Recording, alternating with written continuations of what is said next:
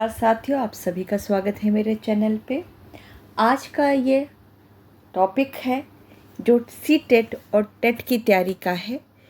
इसमें आज हिंदी पे बात करेंगे और कुछ टॉपिक्स को लेकर के धीरे धीरे मैं आगे भी वीडियोस बनाऊंगी।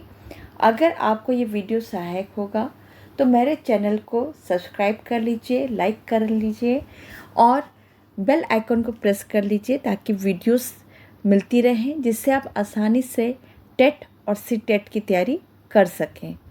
देखिए, हिंदी में यहाँ पर वर्ण विचार, ये इतने टॉपिक्स हैं जो धीरे धीरे हर टॉपिक्स पे बनेगा। आज मैं वर्ण विचार पे टॉपिक पे बनाऊंगी।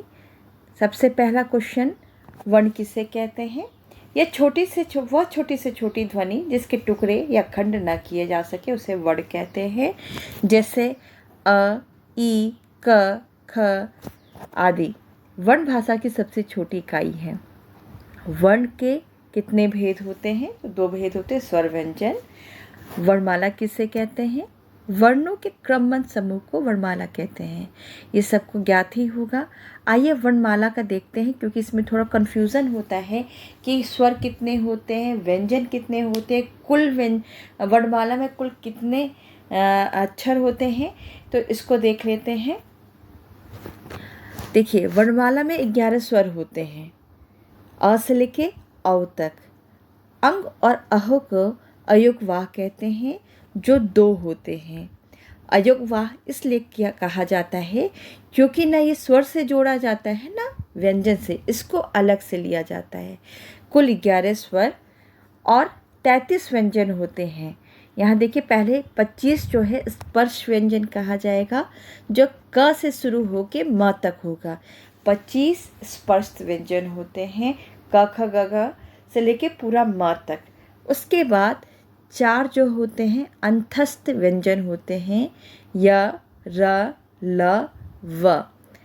और 4 ऊष्म व्यंजन होते हैं, श, स, स, ह। और 4 संयुक्त व्यंजन होते हैं, छ, त्र, ज्ञ और श्र। और नीचे 2 नए व्यंजन जोड़े गए हैं, ड़ और अढ़। ये 2 नए व्यंजन जोड़े हैं। कुल वर्णमाला में 52 संख्या होती है, 52 संख्या है, जिसमें हिंदी वर्णमाला में कुल वर्ण जो है 52 है और जिनमें 11 स्वर हैं और 33 व्यंजन हैं। ये चीज़ आप ध्यान दीजिएगा, ये बहुत ज़रूरी चीज़ है, क्योंकि इसमें से क्वेश्चंस ज़रूर से पूछे जाते हैं। 1-2 क्वेश्चन आपको इसी में से मिल जाएंगे। अब आते हैं, स्वर किसे कहते हैं, इसके कितने प्रकार होते हैं। तो पहले देखते हैं स्वर किसे कहते हैं। जिन ध्वनियों या वर्णों के उच्चारण में अन्य वर्णों की सहायता न लेनी पड़े उन्हें स्वर कहते हैं। जैसे अ, आ, ई मैं पहले ही बता चुकी हूँ, 11 स्वर हैं, जिनके 3 भेद होते हैं, ह्रस्व, दीर्घ स्वर और पलुत स्वर। ह्रस्व स्वर किसे कहते हैं? जिन स्वर के उच्चारण में कम से कम समय लगे उन्हें ह्रस्व स्वर कहते हैं, या जिन स्वरों के उच्चारण में एक मात्रा का समय लगे उन्हें ह्रस्व स्वर कहते हैं। उदाहरण, अ, ई, उ, री। तो ये 4 खाली ह्रस्व स्वर होते हैं और इन्हें मूल स्वर भी कहा जाता है। तो आप ध्यान दीजिएगा, अगर पूछ ले मूल स्वर किसे कहते हैं, तो 4 मूल स्वर होते हैं, अ, ई, उ, री, जिसमें अब आते हैं दीर्घ स्वर पर। जिन स्वरों के उच्चारण में ह्रस्व स्वर से दुगना समय लगे उन्हें दीर्घ स्वर कहते हैं, या जिन स्वरों के उच्चारण में 2 मात्रा का समय लगे उन्हें दीर्घ स्वर कहते हैं। आ, ई, उ, ए, आए, ओ, औ। हिंदी में कुल 7 स्वर होते हैं, 7 दीर्घ स्वर होते हैं। 4 आपके ह्रस्व स्वर हो गए और 7 दीर्घ स्वर, जिनका उच्चारण दीर्घ रूप में होता है। पलुत स्वर भी होता है। जिन स्वरों के उच्चारण में ह्रस्व स्वर से 3 गुना अधिक समय लगे उन्हें पलुत स्वर कहते हैं, या जिन स्वरों के उच्चारण में 3 मात्रा का समय लगता है उन्हें पलुत स्वर कहते हैं। उदाहरण में ओम, हे, राम, इन्हें त्रैमासिक स्वर भी कहा जाता है। स्वर देखिए इसमें बांट के बता दिया है। जैसे देखिए ये आप चार्ट के थ्रू बड़े इजीली समझ सकते हैं कि स्वर को 3 भागों में बांटा गया है। 4 आपके ह्रस्व स्वर हैं, 7 आपके दीर्घ स्वर हैं। पलुत स्वर आप यहाँ पर देख सकते हैं, यहाँ ओम में लगा हुआ है। ऐसे ही पलुत स्वर को लिखा जाता है, लेकिन इसको संख्या कुल 11 संख्या है। अब इधर आते हैं अयोगवा किसे कहते हैं। हिंदी वर्णमाला में अंग और अह को अयोगवा की संज्ञा दी जाती है। इन्हें स्वरों के साथ रखा गया है, किंतु स्वतंत्र गति न होने के कारण इन्हें स्वर नहीं माना जाता है। स्वरों के साथ प्रयुक्त होने के कारण ये व्यंजनों की श्रेणी में नहीं आते हैं। स्वरों तथा व्यंजनों में से किसी के साथ योग न होना के बावजूद ये ध्वनि वहन करते हैं, इसीलिए इन्हें अयोगवा कहा जाता है। स्वरों की मात्राएं क्या हैं? स्वर जब व्यंजन के साथ मिलते हैं तो उनका रूप बदल जाता है। इस बदले हुए रूप को मात्रा कहा जाता है।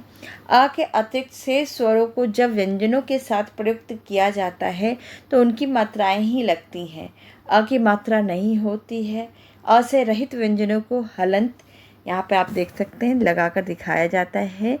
जैसे क, धन, अ को क पढ़ते हैं।